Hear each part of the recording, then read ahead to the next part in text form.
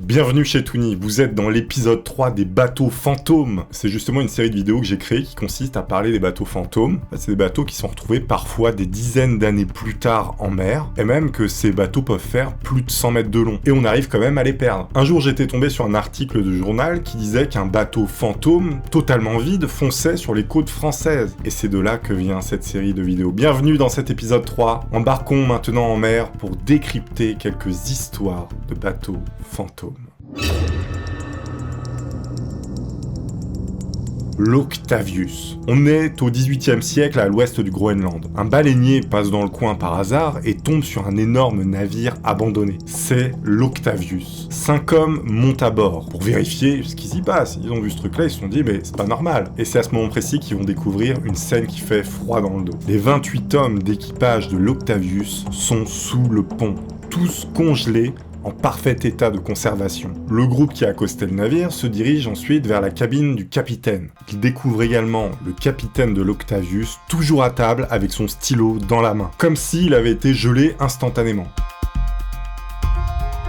On peut voir son journal de bord devant lui, il s'apprêtait à écrire peut-être quelque chose, peut-être qu'il a vu quelque chose qui s'est passé, et qui peut permettre de comprendre ce qui est arrivé à tout cet équipage congelé. L'équipe montée à bord voit sur le journal de bord qui était devant le capitaine, que la dernière note remonte à plus de 13 ans. Vous imaginez 13 ans bloqués dans la glace? En fait, il s'est tout simplement fait prendre dans la glace, piégé, et c'était impossible pour lui de s'extirper. Il aura fallu 13 ans pour retrouver ce navire, l'équipage a tout simplement manqué de nourriture et a fini congelé sur son bateau. Ce bateau sera votre tombeau. Un message de détresse sans réponse. On est maintenant dans les eaux indonésiennes, quasiment dans les années 50. Un SOS est capté par une équipe sur Terre provenant d'un navire hollandais. Et voici ce que dit ce message, je vais vous le lire. Tous les officiers, y compris le capitaine décédé, couchés dans la salle des cartes et du pont. Probablement tout l'équipage mort. C'est assez abrégé, les phrases sont pas complètes parce qu'il parlait en morse. Donc déjà quand vous recevez un message d'SOS comme ça, c'est chaud. Vous avez un petit coup de stress et après vous vous demandez ce qui s'est passé. Mais oui alors, qu'est-ce qui s'est passé? Non parce que attendez, le mec qui envoyait le message en morse depuis le bateau, il avait également un problème, vous allez pouvoir le constater. Son message il se termine par un code morse indéchiffrable et surtout par un dernier mot, il a dit « Je meurs ». Donc déjà, ça pue, on peut le dire. 2 navires de sauvetage sont envoyés immédiatement sur place en urgence. Heureusement que le gars sur le navire qui avait envoyé le message de détresse avait donné la position du bateau. Les 2 bateaux de secours retrouvent finalement le navire en détresse à 80 km du point indiqué par le personnage qui avait envoyé le message. Ils décident en urgence d'accoster le navire pour voir ce qu'il s'est passé. Et là, c'est une vision d'apocalypse devant eux. Personne n'est en vie. Le capitaine est sur le pont. Tout l'équipage est éparpillé un peu partout sur le navire. Le moussaillon qui avait envoyé le message de détresse est toujours sur la chaise depuis laquelle il avait envoyé ce fameux message. La chose hyper étrange, c'est que tout l'équipage n'a aucune trace qui peut permettre de déterminer ce qui s'est passé. Pas de blessure, rien du tout, ils sont juste là, éparpillés, allongés un petit peu partout sur le bateau. Une chose encore plus étrange, c'est que leurs visages se sont figés avec une expression de peur extrême, comme si ils avaient vu quelque chose d'horrible. Voici maintenant un rapport qui a été envoyé aux autorités à l'époque. Leurs visages froids étaient tournés vers le soleil, la bouche ouverte et les yeux grands ouverts. Plus aucune vie, même le chien du navire, un petit terrier sans vie, les dents découvertes de colère ou d'agonie. C'est horrible. L'équipe de sauvetage tente de remorquer le navire, mais subitement, de la fumée commence à en sortir. Et ça les oblige à abandonner le bateau. Il finit par sombrer et explose. Mais alors, que s'est-il passé à bord de ce vaisseau fantôme, encore une fois? C'est la question qu'on se pose à chaque fois, évidemment. Eh bien en fait, on sait pas trop, mais il y a des théories. Et c'est là que subsiste le mystère. Apparemment, le navire aurait été dans la contrebande de produits chimiques, comme du cyanure ou même de la nitroglycérine. L'eau de mer qui aurait pénétré dans les cales aurait créé une réaction produisant du gaz et asphyxiant l'équipage. L'explosion serait due évidemment à la nitroglycérine. Faut noter qu'on était en temps de guerre. Il est également avancé que ce navire pouvait transporter un agent neurotoxique militaire japonais. Il y aurait une fuite et ça peut expliquer ce qui s'est produit finalement. Le plus étrange, c'est que ce bateau est non seulement fantôme en soi, avec un équipage totalement ravagé, mais également dans les traces écrites, dans les dossiers. Rien ne permet de le tracer, il est quasiment invisible. Aucune archive, rien du tout. C'est réellement un bateau fantôme. Et personne jusqu'à aujourd'hui ne sait pourquoi. le yacht Fantôme. 10 mètres de long, ce yacht est retrouvé à 160 km de l'Australie en 2007. Et c'est également un grand mystère sur ce qui s'est passé à bord. Alors, un petit peu comme tous les sujets de cette vidéo. L'équipage de base était composé de 3 Australiens. Un hélicoptère signale le bateau qui semble en détresse, prêt à s'écraser sur une barrière de corail. 2 jours plus tard, le bateau est retrouvé puis remorqué. Les autorités affirment les 3 hommes à bord ont disparu dans des circonstances étranges. Il n'y avait plus personne à bord quand ils ont récupéré le bateau. La nourriture et la table étaient dressées, comme s'ils avaient disparu d'un seul coup. Le PC portable était allumé, les moteurs du bateau étaient également en fonctionnement lorsqu'on l'a retrouvé. Tous les systèmes de sécurité comme le GPS et les canaux ont été testés et ils fonctionnaient parfaitement. Donc, ça peut pas être une défaillance à ce niveau-là. Le seul truc bizarre que les enquêteurs ils ont remarqué, c'est une voile qui était déchirée. Et aussi, il manquait un canot de sauvetage. Mais ils étaient même pas sûrs que ce canot était là à la base. Donc bon, vraiment le seul truc bizarre, c'est une voile déchirée. Pas de traces de lutte, rien. Durant l'examen du bateau par la police, rien d'anormal, pas de traces de mutinerie, le bateau était propre et fonctionnel. Donc le bateau était absolument normal, c'est vraiment ce qui était indiqué dans le rapport. Ils retracent le parcours du navire grâce au GPS, mais rien de spécial. Ils arrivent quand même à déterminer le moment où le bateau a commencé à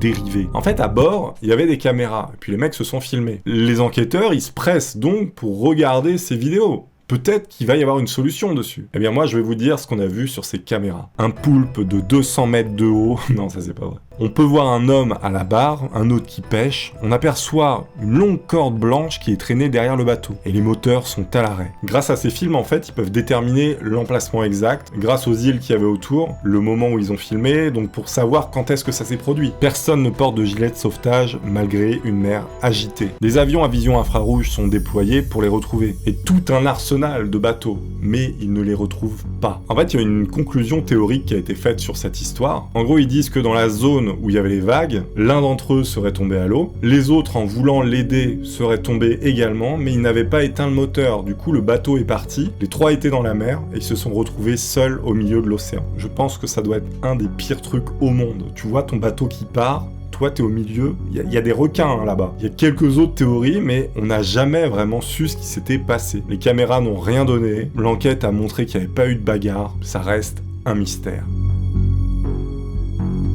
L'incroyable recyclage d'un bateau fantôme. Le HMS, c'est un bateau d'exploration arctique. Pas de chance, lors d'une expédition, il se fait prendre dans la glace et est abandonné à son sort. 2 ans plus tard, un baleinier encore une fois, le découvre par hasard à 1900 km de là où il avait été abandonné. L'intérieur était vide et lugubre. Les Américains décident d'entreprendre son rapatriement et le sortent de la glace. Ils le tractent jusqu'au Connecticut. Racheté puis restauré pour la modique somme de 40 000 $, donc 40 000 $ à l'époque, c'était beaucoup d'argent. On le renvoya en Angleterre pour être donné à la reine en signe de paix. Alors ce qui est marrant, c'est qu'il eut une nouvelle vie dans la marine royale anglaise. Les mecs ont recyclé le bateau, mais attendez, le recyclage n'est pas terminé. Puis il fut décidé de le démanteler après des années de bons et loyaux services. Sauf que la reine, en fait, elle voulait pas qu'on le démonte et puis qu'on le jette à la poubelle, non. Elle a dit, vous allez me faire un bureau avec certaines parties du bateau. Et là, peut-être que vous voyez ce que je veux dire. Elle envoya le bureau au président des États-Unis de l'époque pour le remercier d'avoir à l'époque restauré et redonné le bateau. C'est-à-dire que les Américains, ils ont envoyé un bateau militaire restauré, quasiment flamboyant et tout neuf, et la reine d'Angleterre, elle a pris un morceau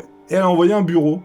Elle envoie donc ce bureau aux États-Unis à destination du président de l'époque. Est-ce que vous avez deviné où il a terminé ce bureau? À la Maison Blanche, dans le bureau ovale. Donc le bureau ovale que vous voyez parfois à la télé, eh bien, il provient de ce navire. Cette histoire, elle est quand même incroyable, non? Une histoire qui est beaucoup plus récente, qui s'est passée en février 2020 à peu près, eh bien, on a retrouvé en Irlande un énorme bateau échoué, un bateau fantôme. C'était après la tempête Denis. En fait, ce bateau-là, il venait de Tanzanie. Il était à la dérive depuis plus d'1 an à travers l'Atlantique. Il s'est échoué le 16 février en Irlande. Son propriétaire, il s'est manifesté que le 19 février, soit 3 jours plus tard. Faut imaginer un mec qui réussit quand même à perdre un énorme bateau, quoi. Il a demandé aux autorités, évidemment, de récupérer son bateau. C'était un bateau de 77 mètres de long. Le gars avait 1 an pour faire la demande de récupération de son bateau. Après ça, il lui appartenait plus, sinon. En fait, il était tombé en panne au milieu de l'océan, dans les Bermudes. Les mecs à bord avaient dû attendre 20 jours avant d'être secourus. Et en fait, le bateau avait tout simplement été abandonné à son sort au milieu de l'océan. Puis il a fini par dériver pendant 1 an an et demi. Épisode 1 en haut, épisode 2 ici. Je vous invite à aller les voir, voilà, c'est toujours cool. Il y aura un épisode 4. Merci à tous d'avoir suivi. Pensez à vous abonner, dites-moi en commentaire celle que vous avez préférée, partagez avec vos amis si vous aussi vous appréciez, et puis on se dit à la prochaine pour de nouvelles aventures. Portez-vous extrêmement bien d'ici là, attention au bateau, mettez toujours un gilet de sauvetage. Au revoir.